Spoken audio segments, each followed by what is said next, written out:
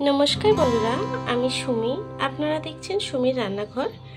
खूबই simple एक recipe निये चले एलाम खयरा इलिश दिए पेঁয়াজ रसुनेर दारुण मजार एक रेसिपि। चलुन ताहले शुरू करा जाक।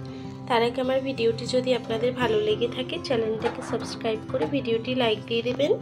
चलुन ताहले रेसिपिटी शुरू करा जाक। रान्नाटी करार जोन्नो एकटा कड़ा बसिए निয়েছি। कड़ाईटी गरम हয়ে গেছে, तेल দিয়ে দেব। তেলটি গরম হয়ে গেছে, আমি আগে থেকে মাছে নুন হলুদ মাখিয়ে রেখেছিলাম, এখন ভেজে নেব। মাছটা অনেকটা কাটা, তাই একটু কড়া করে ভেজে নেব। মাছটা একটু ভাজা হয়ে গেছে, উল্টে দেব।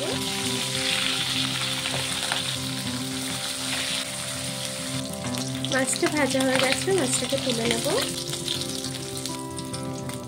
এই তেলের মধ্যে দিয়ে দেব কিছুটা কালো জিরে, দেব কিছুটা গোটা রসুন।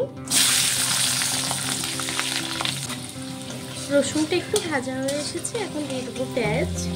পেঁয়াজটা একটু বেশি করে দেবেন। দিয়ে দেবো কিছুটা কাঁচা লঙ্কা। সব কিছুকে সুন্দর করে ভেজে নেব।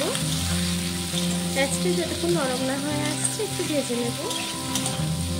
দেব সামান্য একটু হলুদ গুঁড়ো, দেব স্বাদ মতো নুন।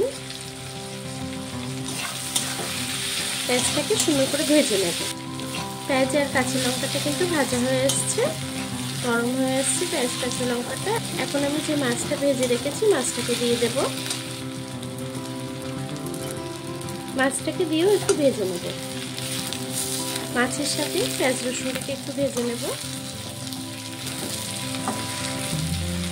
মাছ আর পেঁয়াজটাকে আমি সুন্দর করে ভেজে নিয়েছি, এখন আমি গ্যাসটাকে বন্ধ করে দেব। মাছ ভাজিটাকে তুলে নেব।